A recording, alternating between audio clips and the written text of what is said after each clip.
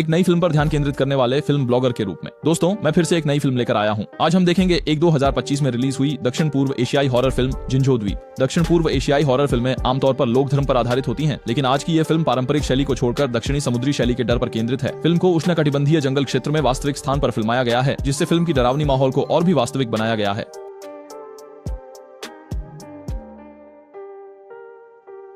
वर्षों पहले वहाँ एक समूह आदिवासी रहते थे। हालांकि एक रात में वे सभी ग्रामीण अचानक गायब हो गए। कुछ लोग कहते हैं कि एक क्रूर चुड़ैल ने सभी ग्रामीणों को मार डाला, लेकिन अब तक कोई भी नहीं मिला।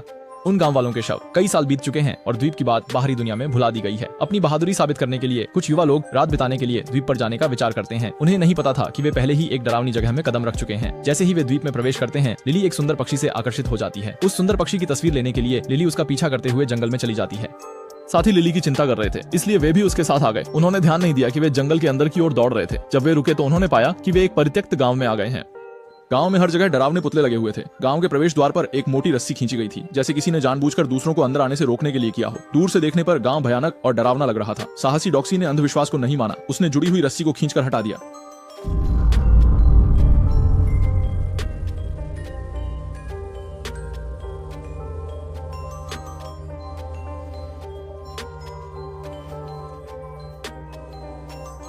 देखा कि कुछ नहीं हुआ। बाकी लोग डॉक्सी के पीछे अंदर चले गए, लेकिन केली को कुछ असहज महसूस हुआ, क्योंकि उन्हें यहाँ रात बितानी थी। उन्होंने एक जर्जर घर ढूंढा। थोड़ी सफाई के बाद वे यहाँ अस्थायी रूप से रहने का इरादा रखते थे। शुरू में किसी ने यहाँ की असामान्यता को नहीं महसूस किया, इसलिए वे जल्दी ही सो गए। हालांकि आधी रात के समय दरवाजा अचानक चरमराने लगा, जिससे जागे हुए मार्क ने बाहर देखा तो देखा कि दरवाजा बिना हवा के खुद ही खुल रहा था, जैसे कोई अंदर आ रहा हो। मार्क डर के मारे पसीने से तर हो गया। उसने हिम्मत जुटाकर बाहर जाने का फैसला किया और देखा कि जंगल में से एक नीला धुआं उठ रहा था, जो बहुत ही अजीब था। मार्क ने सोचा कि यह जंगल की विशेषता है और देखा कि सब लोग गहरी नींद में हैं, इसलिए उसने किसी को नहीं जगाया।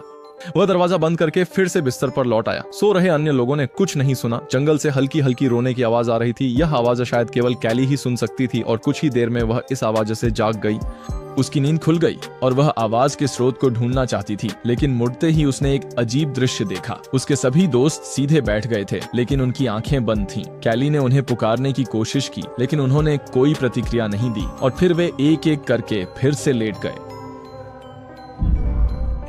इस डरावनी घटना ने कैली को इतना डरा दिया कि उसकी पीठ ठंडी हो गई। जब वह सोच रही थी कि उन्हें जगाए या नहीं, तभी दूर से फिर से दुखद रोने की आवाज आई। वह आवाज का पीछा करते हुए बाहर आई और देखा कि एक समूह ग्रामीण एक महिला को घेरे हुए हैं और वह महिला जमीन पर गिरे हुए आदमी को पकड़कर रो रही है, जो शायद उसका पति था। महिला दिल दहला देने वाले तरीके से रो रही थी, लेकिन ग्रामीणों ने उसे जबरदस्ती खींच कर ले गए। महिला को जबरदस्ती ले जाने के बाद मुखिया ने लोगों से आदमी की लाश को पत्थरों के ढेर के नीचे दफनाने को कहा और जाने से पहले उनका घर जला दिया। महिला दुखी होकर ये सब देख रही थी। असहाय होकर वह केवल जमीन पर बैठ गई। अंत में कैली ने देखा कि महिला नफरत के कारण एक दुष्ट चुड़ैल बन गई। कैली जब जागी तो वह अपने स्थान पर लेटी हुई थी और सुबह हो चुकी थी।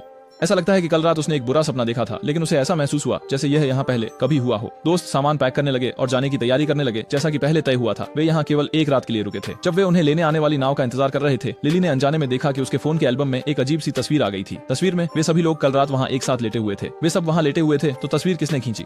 फोटो देखकर तीनों को गहरी चिंता हुई। जब वे गहरी नींद में थे तो किसने उनकी चोरी से फोटो खींची? कैली ने पिछली रात का सपना भी दोनों को बताया।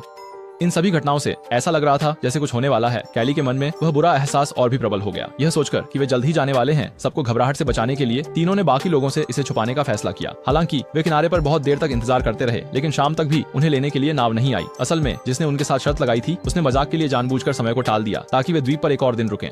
वे अपनी योजना के अनुसार समय पर निकल सकते थे। शायद कुछ भी नहीं होता, लेकिन दुर्भाग्य से वे कुछ शरारती दोस्तों से टकरा गए। जब गाइड को पता चला कि कैली और उनके साथी द्वीप पर फंसे हुए हैं, तो उसका चेहरा बदल गया। जब उसने फोन किया तो वहाँ से कोई संपर्क नहीं हो पाया। उसने तुरंत उन्हें चेतावनी देने के लिए संदेश भेजा कि वे परित्यक्त गांव के पास न जाएं, लेकिन द्वीप पर कोई सिग्नल नहीं था, इसलिए उन्हें एक भी संदेश नहीं मिला। नाव का इंतजार कर रहे लोग फिर से परित्यक्त गांव में रात बिताने के लिए लौट आए।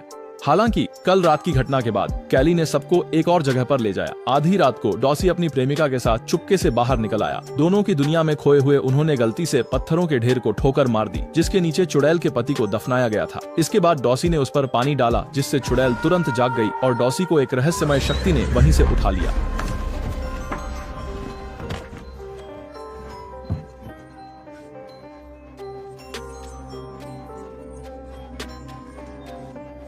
माया की बात सुनकर कुछ लोग तुरंत खोजने के लिए गए, लेकिन उन्होंने कई घंटे खोजा, बड़े हिस्से के जंगल को छान मारा, फिर भी उन्हें डॉसी नहीं मिला। ये महसूस करते हुए कि इस तरह से काम नहीं चलेगा, उन्होंने पहले खंडहर कर लौटने और फिर से योजना बनाने का फैसला किया। जागने पर डॉसी ने पाया कि उसे एक रहस्यमय गांव में ले जाया गया है। गुफा में और एक पत्थर की पटिया पर बना हुआ था। डॉक्सी ने अपने पति का अपमान किया। चुड़ैल ने उससे कोई बात नहीं की, सीधे अपनी नुकीली नाखूनों से डॉक्सी की गर्दन काट दी। जब उसने डॉक्सी का ताजा खून पिया तो उसका चेहरा फिर से बहुत युवा हो गया। अगले दिन कुछ लोग फिर से डॉक्सी को खोजने की योजना बना रहे थे। हालांकि खोज के दायरे को बढ़ाने के लिए उन्होंने अलग अलग खोजने का फैसला किया, जबकि ओल्ड ब्लैक घर की रखवाली के लिए रुक गया। हालांकि उन्होंने दोपहर तक खोज की, फिर भी कुछ नहीं मिला। जब वे वापस आए तो देखा कि वहीं रुके हुए बूढ़े काले का कोई पता नहीं था और जमीन पर खून का एक धब्बा था। ये देखकर कि फिर से एक दोस्त के साथ कुछ हुआ है, वे सच में डर गए और जल्दी से समुद्र तट की ओर भागे, ये देखने के लिए कि क्या वापस आने वाली नाव आई है। ज्यादा देर नहीं हुई थी कि इंतजार की जा रही नाव आखिरकार दिखाई दी, लेकिन जब उन्हें लगा कि वे आसानी से निकल सकते हैं तो नाव किनारे पर पहुंचने से पहले ही विस्फोट हो गया। जहाज टुकड़े टुकड़े हो गया और उन्हें लेने आए लोग भी समुद्र में समा गए। कुछ लोग वहीं खड़े रह गए। अभी अभी उम्मीद जगी थी, अब फिर से निराशा में डूब गए। कैली को लगा कि उन्हें उस परित्यक्त गांव में वापस जाना होगा और उस चुड़ैल को ढूंढना होगा, नहीं तो वे कभी यहाँ से नहीं निकल पाएंगे। जब वे उस पत्थरों के ढेर के पास पहुंचे तो कैली को अपने सपने की बात याद आई। उसने अनुमान लगाया कि चुड़ैल का पति शायद यहीं दफन है। कुछ लोगों ने मिट्टी खोदी और नीचे सच में एक कंकाल दिखाई दिया। जैसे ही कैली ने कंकाल को छुआ, उसके दिमाग में अचानक एक दृश्य उभरा। वह चुड़ैल और उसके पति का था। क्योंकि उसका पति बाहरी था, इसलिए गांव वाले उनके प्यार का कड़ा विरोध करते थे। अंत में उसके पति को गांव वालों ने मार डाला और महिला ने गुस्से में एक गुफा में जाकर पूरे गांव को श्राप दे दिया। बाद में वह खुद भी एक चुड़ैल बन गई। श्राप को तोड़ने के लिए लगता है उन्हें उस गुफा को खोजना होगा। शायद उनके ले जाए गए दोस्त भी वहीं हो। जब वे जंगल में गुफा की तलाश कर रहे थे, कैली ने नहीं देखा एक जीव तेजी से पेड़ पर चढ़ गया। ये भी नहीं पता कि कितनी देर चल चुके थे। प्यासे मार्ग पानी लेने के लिए धारा के किनारे आए। पानी में एक डरावना चेहरा दिखाई दिया। 这时他们才意识到女巫一直在悄悄跟着他们。凯莉提醒大家小心点，接着就继续赶路。很快，他们来到一个瀑布下，这里岩石众多，说不定山洞就藏在岩石之中。然而，当在他们面前的还有一条河，他们不得不淌着水果喝。进入水中的几人并不知道女巫正躲在河底伺机而动。走在后面的莉莉下水的时候，女巫突然从水中传了出来。 वह सीधे मार्ग की ओर झपटी। पहले मार्ग को काबू में करना चाहती थी, लेकिन उसने पाया कि मार्ग को संभालना आसान नहीं है और वह ताकतवर भी है। पानी में लगातार प्रतिरोध कर रहा है। जब तक कुछ लोग प्रतिक्रिया कर पाते, तब तक चुड़ैल ने पीछे की लिली को पकड़ लिया।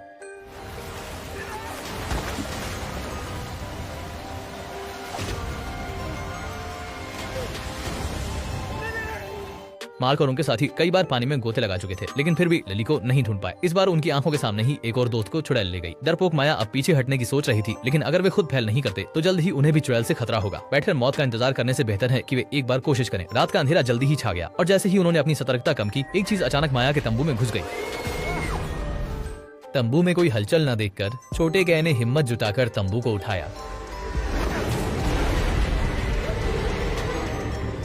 उनकी आंखों के सामने एक और दोस्त को चुड़ैल ने ले लिया। जब माया फिर से जागी तो वह पहले ही एक गुफा में लाई जा चुकी थी और अन्य लोगों की तरह उसकी भी चुड़ैल ने गर्दन काट दी थी। केली और उसके साथी गुफा तक पहुंचे और उन्होंने देखा कि माया चुड़ैल के हाथों मारी गई। मार्क और छोटा के गुस्से में आगे बढ़े। उनके हथियारों ने चुड़ैल को चोट पहुंचाई, लेकिन पलक झपकते ही उसकी चोटें फिर से ठीक हो गईं। इस तरह दोनों बिल्कुल भी मुकाबला नहीं कर सके और जल्दी ही वे कमजोर पड़ गए।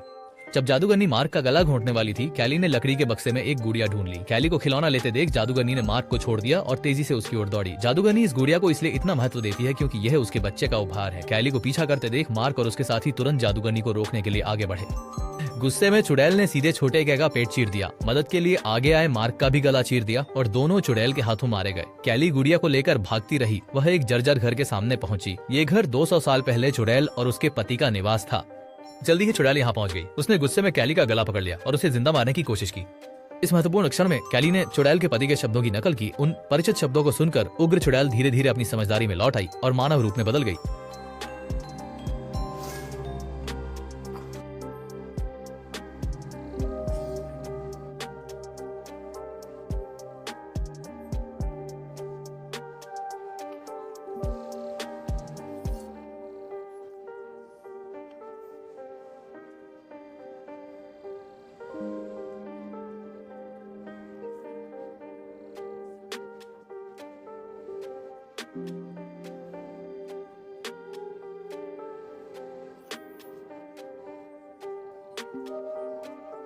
कैली के प्रभाव में आकर चुड़ैल ने बल्ले की भावना छोड़ दी और उसने जोर से कैली को झील में धकेल दिया।